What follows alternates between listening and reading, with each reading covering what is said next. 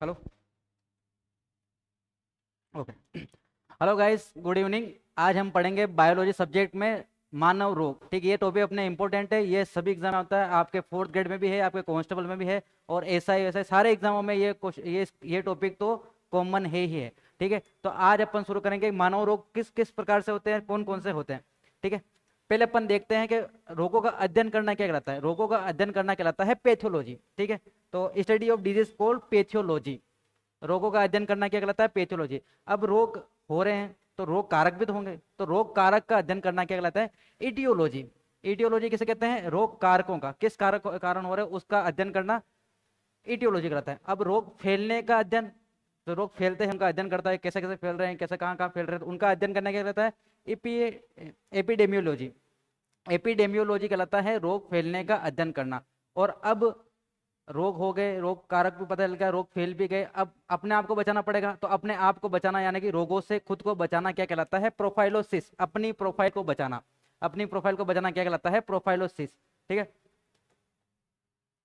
फिर एक रोग होता है जूनोटिक। जूनोटिक डिजीज उसे कहते हैं जो कि किसी जानवर से मनुष्य में आई। ठीक है, जानवरों से मनुष्य में होने वाली बीमारी को जूनोटिक डिजीज कहते हैं। ठीक है, जूनोटिक डिजीज, जूनोटिक डिजीज वो रोग होते हैं जैसे कि आपने सुना होगा रेबिच। रेबिच आपको कुत्ता, बिल्ली और बंदर से होता है। एड्स का नाम सुना होगा आपने। एड्स सर्वप्रथम बंदर में देखा गया था और बंदर से ही मनुष्य में आया है। एक आपने सुना होगा एक आपने क्या स्वाइन फ्लू का नाम सुना होगा। स्वाइन फ्लू आपके सुअर से फैलता है। और एक आपके कोरोना, लास्ट वाला कोरोना, कोरोना आपके चमगादड़ से, गुआन शहर से फैला था, आपको पता हो तो आपके कोरोना किससे होता है, चमगादड़ से। मतलब कुल मिला के किसी जानवर से मनुष्य में होने वाले रोग ही कहलाते हैं आपके जूनोटिक डिजीज। ठीक है, इस प्रकार रोगों को दो भागों में बांटा गया, एंडेमिक रोग और आपके एपिडेमिक रोग। एंडेमिक रोग वह होते हैं जो किसी स्थानीय क्षेत्र में होते हैं। ठीक है, एक क्षेत्र विशेष में होने वाले रोगों को एंडेमिक रोग कहते हैं। एंडेमिक रोग जैसे कि आपके पहाड़ी क्षेत्रों पे सबसे कॉमन रोग, पहाड़ी क्षेत्रों पर होने वाला कॉमन रोग आपके गलघोटू रोग। गलघोटू यानी कि गेंगा, गेंगा यानी गोइटर। गोइटर रोग आपके गले में सूजन आ जाती है। ठीक है, आपके पैराथायरॉइड ग्लैंड सूज जाती है। तो ये आपके पहाड़ी क्षेत्रों में बहुत ही कॉमन रोग है और किसी स्थानीय क्षेत्र में होता है। ठीक है, एक क्षेत्र विशेष में होने वाला रोग क्या कहलाता है, आपके एंडेमिक। आपके एपिडेमिक रोग अचानक से उत्पन्न होने वाला रोग, जैसे रिसेंटली कहीं पर एक क्षेत्र में अचानक से उत्पन्न हो गया तो उसे बोलेंगे अपन एपिडेमिक रोग। जैसे कि आपके लास्ट टाइम सूरत में देखा गया था प्लेग, 1992 और 1993 के मध्य जो आपके प्लेग बीमारी फैली थी सूरत में, वो उसको बोलते हैं अपन एंडेमिक रोग, एपिडेमिक रोग, है ना। अचानक से उत्पन्न होकर किसी एक क्षेत्र में महामारी के रूप में फैल जाते हैं। ठीक है, किसी एक क्षेत्र में महामारी के रूप में फैल जाते हैं, उसे कहते हैं अपन एपिडेमिक रोग। इसी प्रकार आपके लास्ट टाइम आया था कोरोना। कोरोना पूरे विश्व स्तर पर फैला था। ठीक है, सभी देशों में कोरोना वेरिएंट, कोरोना के रोगी मिले थे, इसलिए विश्व स्तर पर फैलने वाली महामारी को क्या कहलाता है, पेंडेमिक। ठीक है, तो कोरोना किस तरह की बीमारी है, आपके पेंडेमिक तरह की बीमारी है, आपके वैश्विक महामारी यानी कि आपके पूरे विश्व में फैलने वाली महामारी को क्या कहता है, पेंडेमिक बीमारी। ठीक है, फिर अपन देखते हैं रोग क्या रोग कैसे होते हैं, रोगों का कारक क्या होता है। तो रोग होने के दो कारण हैं, एक तो रोग कारक, एक रोग वाहक। रोग वाहक वो होते हैं जो रोग लेके आ रहे हैं, जैसे कि आपके घरेलू मक्खी हो गई या मच्छर हो गया। ठीक है, तो इनसे होने वाले रोग तो क्या कहलाएंगे, ये तो क्या कहलाएंगे आपके रोग वाहक यानी कि वेक्टर्स। और रोग कारक क्या होते हैं, रोग कारक जिनके कारण हो रहा है, जैसे आपके वायरस, जीवाणु, फंगस, प्रोटोजोआ और कवक और फंगी, इनसे हो रहा है, ये कहलाएंगे आपके रोग कारक। मतलब जिनसे हो रहा है वो रोग कारक, और जो लेके आए हैं रोग वाहक, वाहक है ना वेक्टर्स। ठीक है, तो आपके क्या क्या कहलाएंगे, वायरस, बैक्टीरिया, प्रोटोजोआ, कवक, फंगी, कृमि, विषाणु, जीवाणु, सारे क्या रहेंगे आपके पैथोजन यानी कि रोग कारक। और रोग वाहक क्या रहेंगे आपके मक्खी, मच्छर, घरेलू मक्खी, इनसे होता है तो ये रोग रोग वाहक कहलाते हैं। ठीक है, फिर आपके प्रतिजैविक, प्रतिजैविक यानी एंटीबायोटिक। ठीक है, रोग हो गया, रोग होने के बाद आपके शरीर में नेचुरली एंटीबायोटिक पाई जाती है जिसे अपन डब्ल्यूबीसी के नाम से जानते हैं। पर डब्ल्यूबीसी जिस बीमारी से लड़ती है और अपन को ज़्यादा रोग प्रतिरोधक क्षमता बढ़ाने के लिए बाहर से टेबलेट लेनी पड़ती है, जो अपन टेबलेट लेते हैं उनको ही बोलते हैं एंटीबायोटिक। एंटीबायोटिक वो होती है जो किसी सूक्ष्म जीव से प्राप्त होती है, मतलब एंटीबायोटिक भी किसी सूक्ष्म जीव से प्राप्त होती है। उसको लेने के बाद वो शरीर में जाने के बाद क्या करेगी, जो बीमारी करने वाले सूक्ष्म जीव है, या तो उनकी वृद्धि को रोकेगी या उनको हानि पहुंचाएगी या उनको मारेगी, जिससे अपन सही हो सकते हैं, जिससे अपन रोग मुक्त हो पाएंगे। ठीक है, तो इसका क्या रहेगा, वे रासायनिक सूक्ष्म जीव, सूक्ष्म जीवों से प्राप्त होती है। सूक्ष्म जीवों की वृद्धि को रोकता है तथा आपके हानि पहुंचाता है या मारता है। ठीक है, ये एंटीबायोटिक आपके जीवाणु जीवाणु जनित रोगों में तो असल काम करती है, अच्छा खासा काम करती है, पर आपके वायरल डिजीज में थोड़ा सा दे काम करती है, मतलब थोड़ा कम असरदार होती है। वायरल डिजीज यानी कि आपके जुकाम और खांसी हो गया, नॉर्मली डॉक्टर के पास जाते हैं तो क्या बोलता है डॉक्टर कि आपके जुकाम हो रहा है, तो 3-4 दिन का टाइम पीरियड होता है कि 3-4 दिन के बाद ही सही होगा जुकाम। ठीक है, भले आप कितनी टेबलेट लो 3-4 दिन तो लगेंगे, तो इसलिए वो वायरल डिजीज में थोड़ी सी धीरे काम करती है, बाकी जीवाणु रोगों में तो असल काम कर लेती है। ठीक है, फिर आपके प्रथम एंटीबायोटिक किसने बनाई थी भाई? प्रथम एंटीबायोटिक बनी थी आपके पेनिसिलिन। ठीक है, प्रथम एंटीबायोटिक का नाम है पेनिसिलिन, जिसको बनाने का श्रेय जाता है Alexander Fleming Fleming Alexander Fleming को जाता है। और उन्होंने आपके पेनिसिलिन नोटेटम पेनिसिलिन नोटेटम नामक कवक से ये एंटीबायोटिक प्राप्त की थी। तो आपकी क्वेश्चन पूछा जाता है कि प्रथम एंटीबायोटिक कौन सी थी? पेनिसिलिन। किसने बनाई थी? अलेक्जेंडर फ्लेमिंगम। और आपके पेनिसिलिन नोटेटम नामक कवक से प्राप्त होती। ठीक है, नेक्स्ट, रोग के प्रकार। रोग के प्रकार दो प्रकार के होते हैं। एक तो आपके जन्मजात, जिनको अनुवांशिक रोग बोलते हैं, जैसे कि आप पैदा हुए आपके जन्म से ही आपके साथ है, वो रोग तो होते हैं आपके जन्मजात, जो आपके माता पिता से आपको मिले हैं। ठीक है, उनको बोलते हैं जन्मजात। जो आपके जन्म से ही साथ है उनको बोलते हैं जन्मजात रोग, यानी कि अनुवांशिक रोग। एक अर्जित रोग, पैदा होने के बाद अपन अर्जित करते हैं, जैसे आपको कुछ भी बीमारी हुई है पैदा होने के बाद, तो उसको बोलेंगे अर्जित रोग। अर्जित रोगों को वापस दो भागों में बांटा गया है। एक तो होगा संक्रमित, एक आपके है असंक्रमित। संक्रमित रोग वह रोग जो आपके द्वारा किसी और में फैलते हैं। जैसे आपको फीवर है, फीवर क्या, फ्लू है, सर्दी जुकाम है, आपको सर्दी जुकाम है, आप खांसोगे छींकोगे तो आपके जो आपके द्वारा जो कीटाणु बाहर फैलेंगे उनसे किसी और को होगा। जैसे आपके लेप्रोसी है, छूने से होने वाले रोग लेप्रोसी आता है, आपके छोटी माता बड़ी माता ये रोग है। तो आपके द्वारा किसी को छूने से या आपके द्वारा कुछ और करने से आप दूसरों में फैलते हैं, उनको बोलते हैं संक्रमित रोग। कुल मिला के आपके द्वारा किसी और में फैलने वाले रोग क्या कहलाते हैं? संक्रमित। और आपके द्वारा किसी और में नहीं फैलते हैं उनको बोलते हैं असंक्रमित रोग। असंक्रमित रोग आपके अंदर प्रोटीन की कमी है, आपके अंदर हार्मोन्स की कमी है, आप प्रदूषण के कारण कोई सा रोग हो रहा है, या आपको एड्स है, तो ये रोग दूसरों में नहीं फैलेंगे। आपके अंदर प्रोटीन कमी है, आप किसी के साथ खाओगे बैठोगे पियोगे तो उससे दूसरों को होने के चांसेस नहीं है, बिल्कुल नहीं होंगे। ठीक है, तो असंक्रमित रोग में कौन कौन से रोग आते हैं? असंक्रमित रोग में आते हैं आपके प्रदूषण से होने वाले रोग, ठीक है, आपके कैंसर, फिर आपके हार्मोन्स वाले और प्रोटीन की कमी और आपके विटामिन की कमी से होने वाले रोगों को क्या बोलते हैं? असंक्रमित रोग। कुल मिला के आपके द्वारा किसी में नहीं फैलेंगे, वो रोग क्या कहलाते हैं? असंक्रमित रोग। और संक्रमित रोग क्या होते हैं? वह रोग जो आपके द्वारा किसी और में फैलते हैं। ठीक है, रोगी के द्वारा फैलते हैं, जैसे कि जीवाणु से होने वाले रोग, वायरस से होने वाले, प्रोटोजोआ कवक फंगी से होने वाले रोग क्या कहलाते हैं? संक्रमित रोग। ठीक है, क्लियर यहाँ तक? फिर आपके जीवाणु से होने वाला पहला रोग अब पढ़ेंगे अपन, पहला रोग पढ़ेंगे जीवाणु से होने वाला रोग। ठीक है, जीवाणु से होने वाले रोग बहुत सारे हैं। तो जीवाणु से होने वाले रोग में एक तो पहला क्या रहेगा आपके हेंजा, टीबी, टाइफाइड, न्यूमोनिया, कुष्ठ रोग, टेनिस, काली खांसी, डिप्थीरिया, प्लेग, गोनेरिया, सिफिलिस और बोटुलिज्म। ठीक है, तो इसके लिए आप याद रखना, एक ट्रिक याद रखना।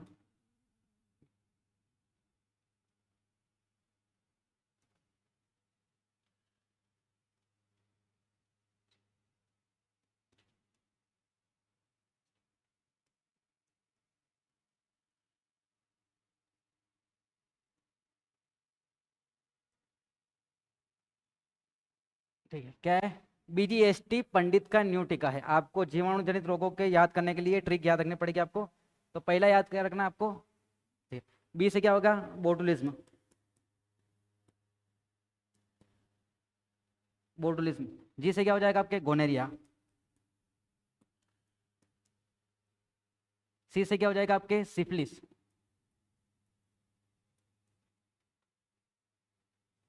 सिफिलिस। टी से क्या हो जाएगा आपके? टाइफाइड। प से क्या हो जाएगा आपके? प्लेग। ऊपर लिख देता हूं मैं। डी से क्या हो जाएगा आपके? डिप्थीरिया।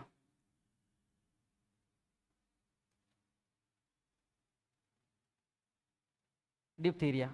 त से क्या हो जाएगा आपका? तपेदी, जिसको अपन बोलते हैं ट्यूबरक्लोसिस यानी कि टीबी। ठीक है, का से क्या हो जाएगा आपके? काली खांसी।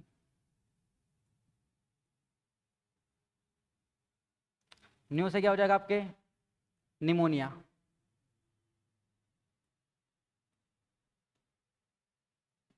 टी से क्या हो जाएगा आपके? टिटेनस,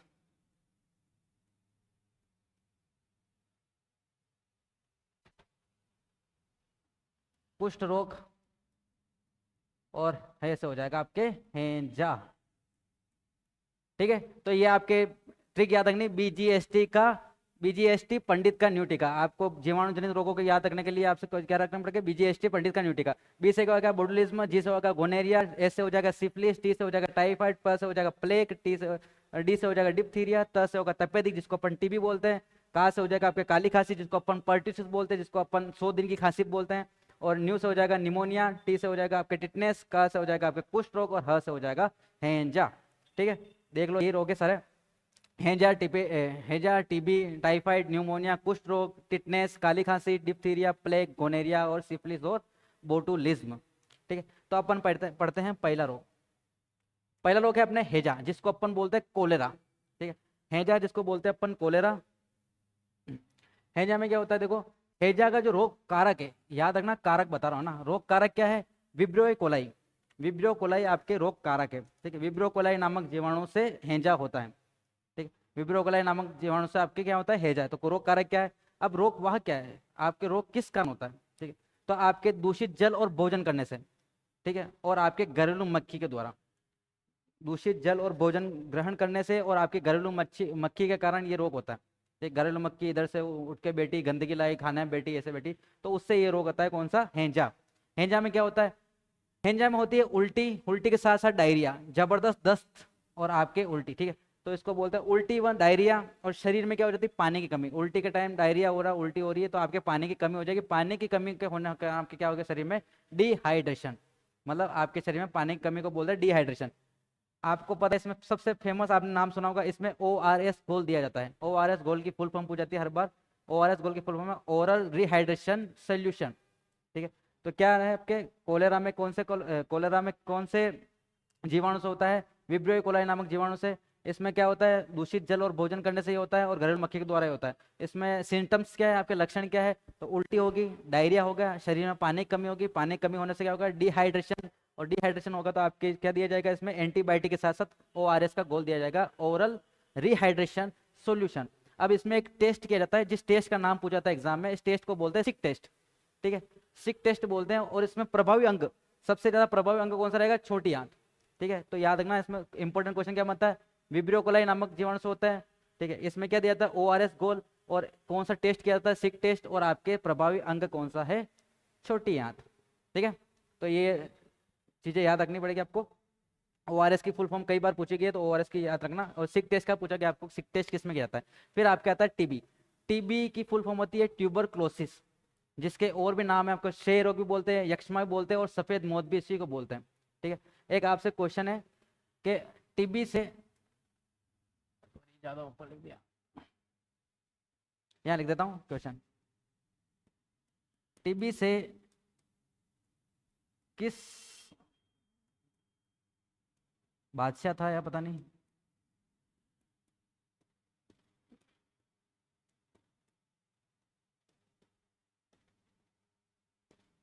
ठीक है, टीबी से किस मुगल बादशाह की मौत हुई थी, ये आपके क्वेश्चन है, कमेंट में बताना आप। ठीक है, टीबी का क्या होता है, टीबी किस जीवाणु से होता है, माइक्रोबैक्टीरियम ट्यूबरक्लोसिस बेसिलस। किससे होती है, माइक्रोबैक्टीरियम ट्यूबरक्लोसिस बेसिलस से ये बीमारी होती है। तो इसका रोग कारक क्या है, माइक्रोबैक्टीरियम ट्यूबरक्लोसिस बेसिलस जीवाणु।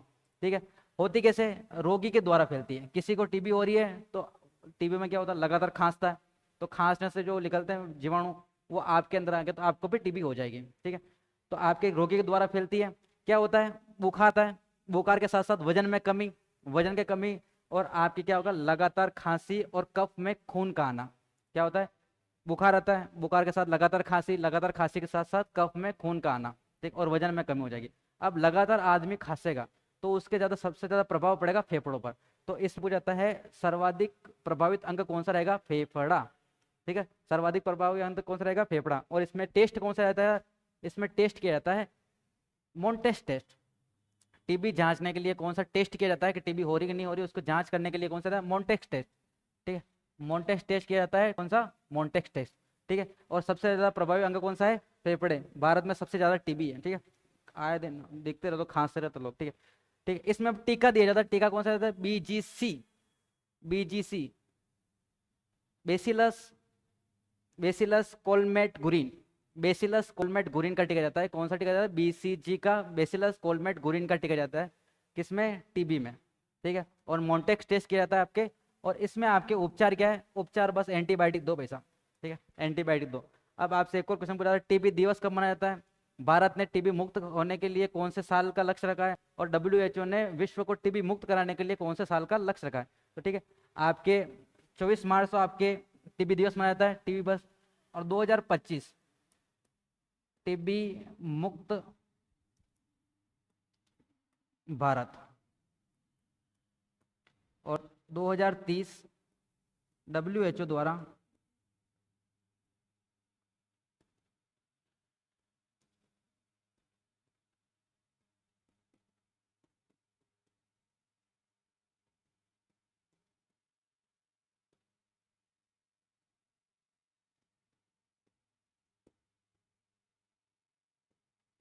क्या रखा है आपके? डब्ल्यूएचओ ने 2030 तक आपके पूरे विश्व को टीबी मुक्त कराने का लक्ष्य रखा है। और भारत ने कब से कब रखा है आपके? 2025 तक, ठीक है। और आपके टीबी दिवस कब मनाया जाता है? 2000 सॉरी, टीबी दिवस कब मनाया जाता है? 24 मार्च को। कौन सा टेस्ट होता है? Mantoux test.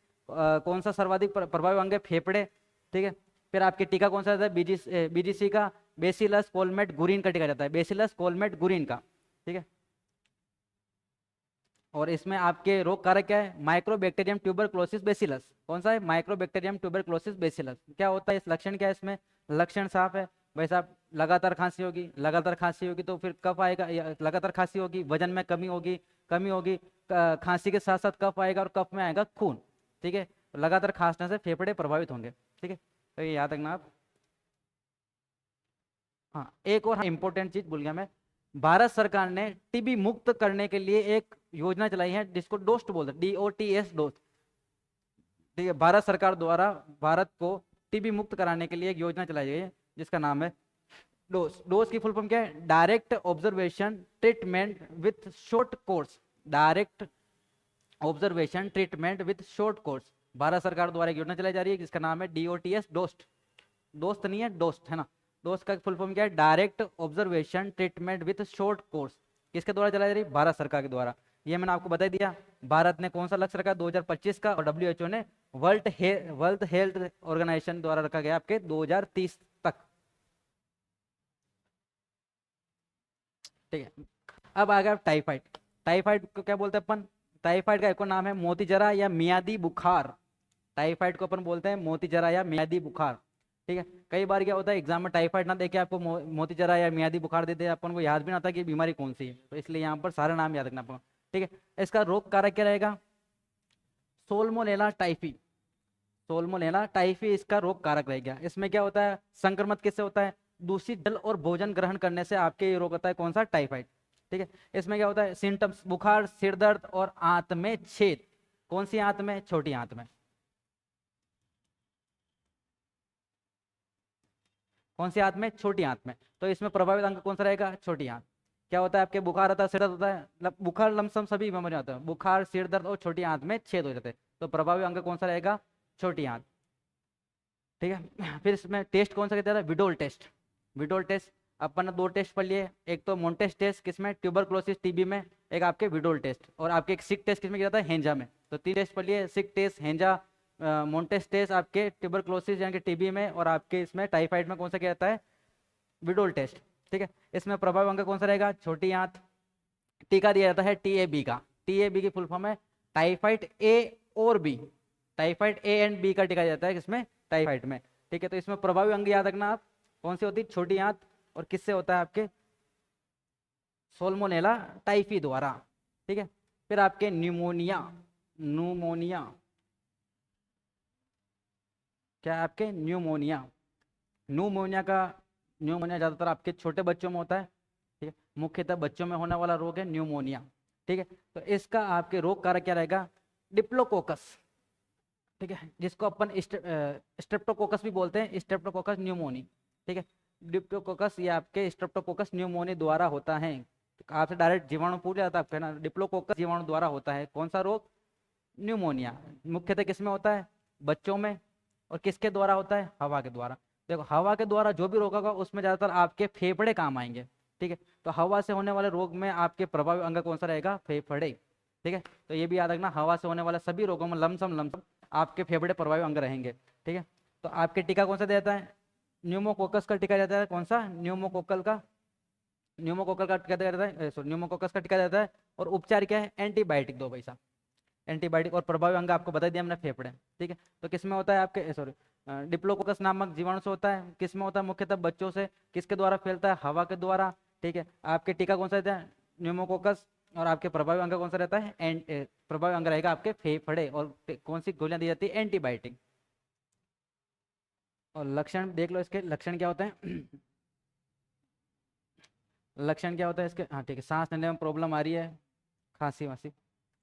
नेक्स्ट, कुष्ठ रोग। कुष्ठ रोग जिसको अपन क्या बोलते हैं? लेप्रोसी। कुष्ठ रोग, लेप्रोसी या हैंसन, हैंसन का रोग, जिसको हैंसन का रोग भी कहते हैं। लेप्रोसी या कुष्ठ रोग या आपके हैंसन का, जो आपके क्या होता है, स्किन पर आपके सफेद सफेद धब्बे हो जाते हैं। कई लोगों को देखा होगा आपके स्किन पर सफेद सफेद, मुंह पे धब्बे हो रहे हैं सफेद सफेद, वो बार बार ऐसे खुजलाते रहते हैं। तो वो रोग कौन सा होता है? लेप्रोसी। जो आपके फैलता भी कैसे है? किसी को व्यक्ति को अगर लेप्रोसी है तो वो आपको हाथ लगाएगा तो उसके द्वारा छूने से होने वाला रोग है ये। छूने से होने वाला रोग कौन सा है? लेप्रोसी। मुंह पर, हाथों हाथों पर क्या हो जाता है? सफेद धब्बे। ठीक है, तो इसका जो रोग कारक है वो क्या क्या कहलाएगा? Mycobacterium leprae. रोग कारक क्या है? Mycobacterium leprae. कैसे द्वारा होता है? रोगी के द्वारा। मुझे है तो आपको हो जाएगा मेरे द्वारा, रोगी के द्वारा होता है। ठीक है, क्या होता है? त्वचा पे सफेद धब्बे हो जाते हैं, बहुत सारे सफेद सफेद धब्बे हो जाते हैं। ठीक है, इसमें कौन सा टीका देता है? बीजीसी। जस्ट मैंने आपको अभी बताया था थोड़ी देर पहले, बीजीसी का टीका इसमें दिया जाता है आपको। टीबी में दिया जाता है, क्या नाम था?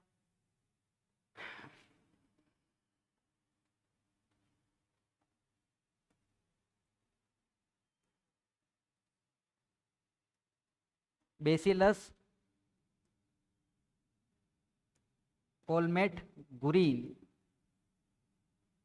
तो बेसिलस कोलमेट गुरीन का टीका दिया जाता है किसमें? आपके कुष्ठ रोग यानी कि लेप्रोसी में। दो जगह टीका दिया जाता है, कहाँ कहाँ पर? एक तो आपके बेसिलस, सॉरी लेप्रोसी में, और आपके ट्यूबरकुलोसिस में भी ये टीका दिया जाता है। एक और उपचार होता है एमडीटी, मल्टी ड्रग्स थेरेपी। ठीक है, मल्टी ड्रग्स थेरेपी दी जाती है इसमें। किस रोग में? आपके लेप्रोसी में। ठीक है, तो याद रखना आप। फिर आपके नेक्स्ट टिटनस। ये टिटनस का तो आपको सबको ही पता होगा। टिटनस तो आपने लमसम लमसम जितने भी लोगों को एक्सीडेंट हुआ, टिटनस का इंजेक्शन तो सभी के लगता ही लगता है। और जीवन में एक बार टिटनस का इंजेक्शन तो लगता ही लगता है, भले आप कैसे ही लगाओ, गिरने से, चोट खाने से। ठीक है, तो आप हॉस्पिटल जाते हो तो ये टिटनस का इंजेक्शन लगने के लिए क्या चाहिए? या तो आपको एक्सीडेंट हो जाता है, कभी बाइक से गिर गए का कोई भी, मतलब लगी है, कुल मिला के आपके लोहे से लगी है, आपके नहीं भी लगी तो भी आपके हॉस्पिटल जाते हैं। प्राथमिक उपचार में क्या किया जाएगा? आपके जो छोटा मोटा दवाई दवा किया जाएगा, पट्टी वट्टी बांधी जाएगी, पर एक इंजेक्शन लगाया जाएगा टिटनेस का। क्योंकि ये जो टिटनेस के जीवाणु पाए जाते हैं वो पाए जाते हैं आपके जंग लगे लोहे में। ठीक है, और एक और पाए जाते हैं आपके घोड़े की गोबर में। ठीक है, तो क्वेश्चन में पेपर में क्वेश्चन आता है आपके टिटनेस के जीवाणु किस में पाए जाते हैं? उसमें जंग लगा लोहा नहीं दिया जाता है। ऑप्शन में होगा आपके घोड़े का गोबर। और आपको लगेगा यार घोड़े के गोबर से क्या ही होता होगा? घोड़े के गोबर में टिटनेस के आपके जीवाणु पाए जाते हैं। ठीक है, तो ये भी याद रखना, आपके किस में पाए जाते हैं? इसमें लिखा हुआ घोड़े की गोबर में। ठीक है, अब किसके कारण होता है? रोग कारक क्या है इसका? Clostridium tetani. क्या है आपके रोग कारक? Clostridium tetani. ये क्या होता है? जंग लगे लोहे में। ठीक है, जंग लगे लोहे में पाया जाता है, और आपके घोड़े की गोबर में पाया जाता है। जो आपके शरीर पर कहीं पर चोट लगी है, घाव है, उसके द्वारा अंदर चला जाता है। ठीक है, इसके द्वारा क्या होता है? ये जब रोग होता है टेटनी रोग तो इसके द्वारा आपके सर्वप्रथम क्या होता है? आपके जबड़े की मांसपेशियां प्रभावित होती है। आपके जबड़ा काम करना बंद हो जाता है, जबड़ा लॉक हो जाता है। ठीक है, सही से काम नहीं कर पाता, इसलिए इसको बोलते हैं जो लॉक डिजीज या जो लॉक रोग। आपके जबड़े काम करना बंद कर देते हैं, या आपके जबड़ों की मांसपेशियां प्रभावित होती हैं, इसलिए इसको बोलते हैं। एक और नाम क्या है टिटेनस का?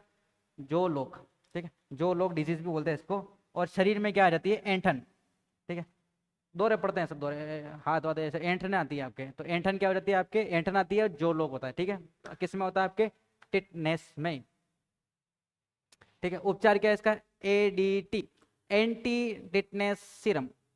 एडीटी क्या दिया जाता है? एंटी टिटनेस सीरम दिया जाता है। और इसमें जांच की जाती है, मोस्ट इंपॉर्टेंट एग्जाम के दृष्टिकोण से कौन सा टीका दिया जाता है? डीपीटी, जिसको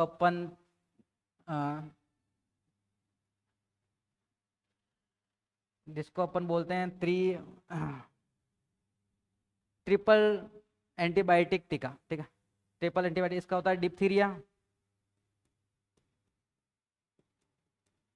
डिप्थीरिया, पर्ट्यूसिस इसको बोलते हैं अपन, और इसका होता है आपके टिटनेस। ठीक है, ट्रिपल वेरिएंट, आपके ट्रिपल वेरिएंट टीका दिया जाता है आपके। देखो डिप्थीरिया में भी ये टीका दिया जाएगा, पर्ट्यूसिस को अपन बोलते हैं काली खांसी, जिसको 100 दिन की खांसी बोलते हैं, उसमें भी दिया जाएगा, और टिटनेस में ये देगा। तो आपके 3 बीमारियों में एक ही टीका दिया जाता है, कौन कौन सा? डीपीटी का, डिप्थीरिया, पर्ट्यूसिस और टिटनेस। ठीक है, तो काली खांसी को बोलते हैं अपन पर्ट्यूसिस। तो कौन सा? डिप्थीरिया, पर्ट्यूसिस और आपके टिटनेस का ट्रिपल एंटीजन का टीका बोलते हैं इसको। ट्रिपल एंटीजन का टीका मतलब 3 बीमारियों में एक ही टीका काम आ रहा है, ट्रिपल एंटीजन का टीका। नेक्स्ट देखते हैं डिप्थीरिया। ठीक है, इसमें आपको पता है टीका कौन सा लगेगा? डीपीटी का टीका लगेगा। ठीक है, डीपीटी का टीका लगेगा, आपको पता ही है। ठीक, पहली बात तो ये कि अब इसका रोग कारक क्या है?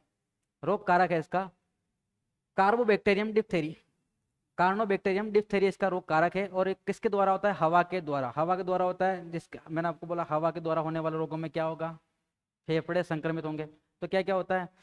श्वास नली में एक सफेद झिल्ली बन जाती है, श्वास नली में एक सफेद झिल्ली का निर्माण हो जाता है, जिसके कारण क्या होता है? सांस लेने में दिक्कत होती है। और इसमें भी कौन सा टेस्ट किया जाता है? सिक टेस्ट। बताओ सिक टेस्ट और किस में किया जाता है? हैंजा या कोलेरा में। सिक टेस्ट किस में किया जाता है? आपके हैंजा या कोलेरा में। और टीका आपका लगता है डीपीटी का टीका। ठीक है, डीपीटी का टीका लगता है इसमें भी। फिर आपके काली खांसी, काली खांसी को अपन बोलते हैं पर्ट्यूसिस, या वोपिंग कफ भी कहा जाता है। वोपिंग कफ जो आपके लगातार खांसी चलती रहती है, इसलिए इसको अपन 100 दिन की खांसी बोलते हैं, 100 दिन की खांसी बोलते हैं। ठीक है, तो 100 दिन की खांसी के नाम से भी फेमस है आपके बहुत ज़्यादा। ठीक है, इसका जो रोग कारक है हीमोफिलस, हीमोफिलिस इसका रोग कारक है, या बोटुला पर्ट्यूसिस, बोटुला पर्ट्यूसिस का रोग कारक है। ठीक, किसके द्वारा होती है? हवा के द्वारा। ठीक है, लगातार खांसी या 100 दिन की खांसी। और इसका टीका कौन सा लगता है? डीपीटी का। ये तो मजे आ जाएगा डीपीटी के टीका। ठीक है, तो कौन कौन सी बीमारी है? डिप्थीरिया, पर्ट्यूसिस और टिटनेस, 3 बीमारियों में टीका लग रहा है, इसलिए अपन बोलते हैं ट्रिपल एंटीजन का टीका। ठीक है, 100 दिन की खांसी याद रखना। 100 दिन की खांसी किस बोलते हैं? काली खांसी, मतलब नाम से बता रहा काली खांसी, खांसी खांसी बिल्कुल काली काली खांसी चाहिए। तो पर्ट्यूसिस काली खांसी आपके कौन सी होती है? 100 दिन की खांसी। ठीक है, और देखते हैं अपन प्लेग। प्लेग मैंने आपको बताया कौन सी वाली बीमारी है?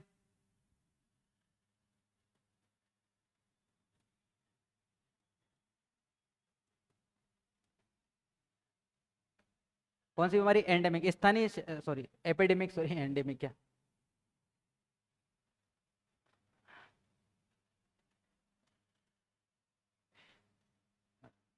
क्या लिख रहा हूँ?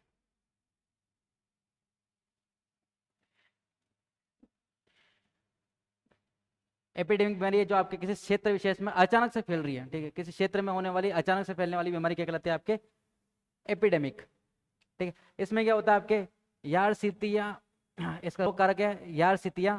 ठीक है, यारसीतिया आपके रोग कारक है। इस ये आप प्लेग किससे फैलता है? आपको सभी को पता है, चूहों से फैलता है, और चूहों पर पाए जाने वाले पिस्सू द्वारा। चूहों से फैलता है और चूहों पर पाए जाने पिस्सू द्वारा फैलता है। आपके क्या लक्षण है इसमें? बुखार के साथ साथ फेफड़ों में संक्रमण। तो प्रभावी अंग कौन सा रहेगा इसके? फेफड़े। ठीक है, इसका उपचार क्या है? एंटीबायोटिक। एंटीबायोटिक दो, यही उपचार है इसका।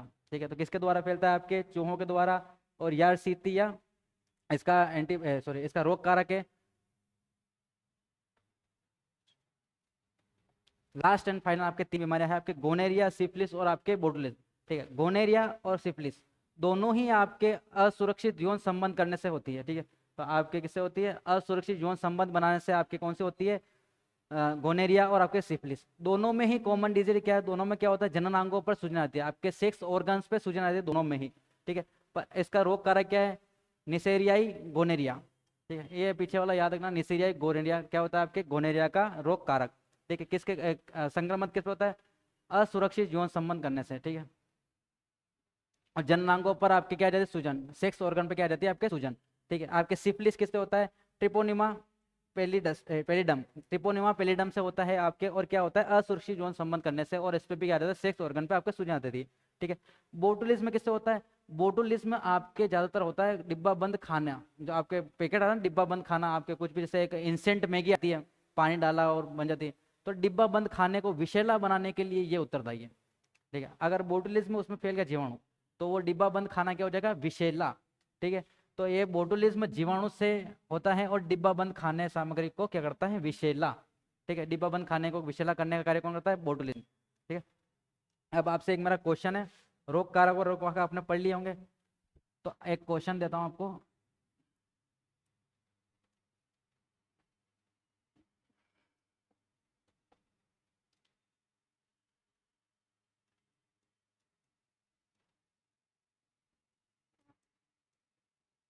मलेरिया बीमारी का रोग कारक क्या है? ठीक है, ऑप्शन भी देख लेना आप ले।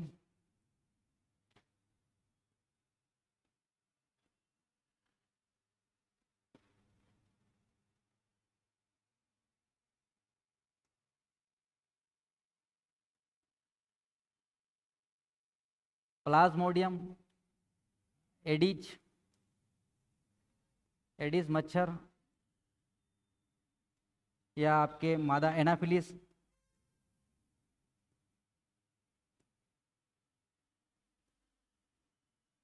या आपके घरेलू मक्खी।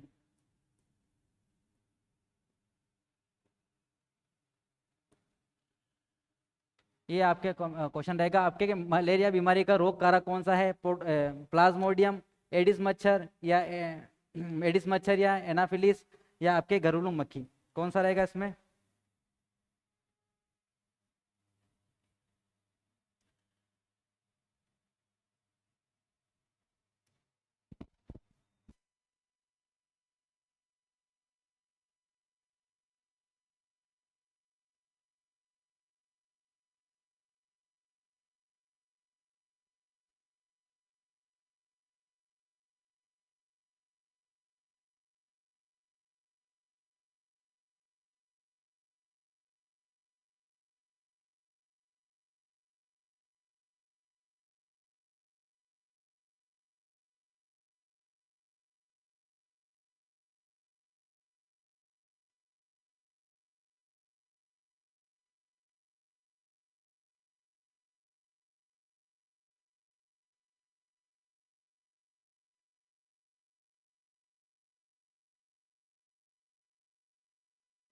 ओके, धन्यवाद। कल पढ़ेंगे अपन वायरस डिजीज, ठीक है, वायरस से होने वाले रोग। आज के लिए इतना ही, थैंक यू सो मच।